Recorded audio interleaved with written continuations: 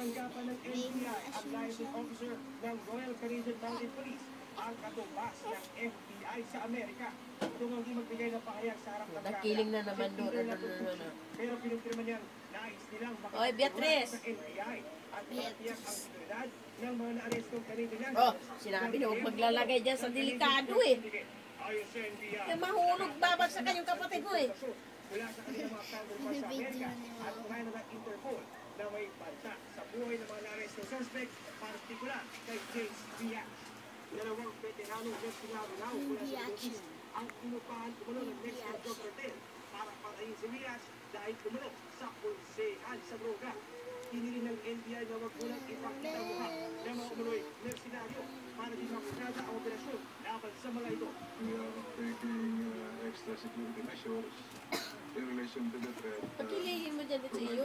Eh, Ching! High profile naman yan, halos lahat yun eh. Ang talaga yung security. Siguro nga na, non-dealable yung person. Dilat. Safe. Ayon sa NBI, nakakalat Hello.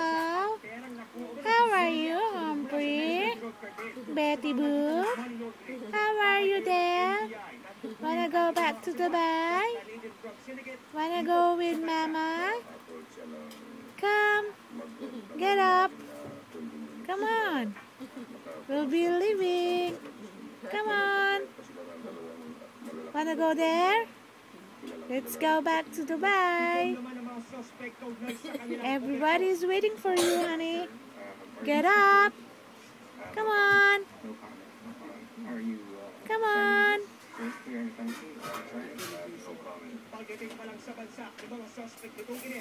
What are you thinking of?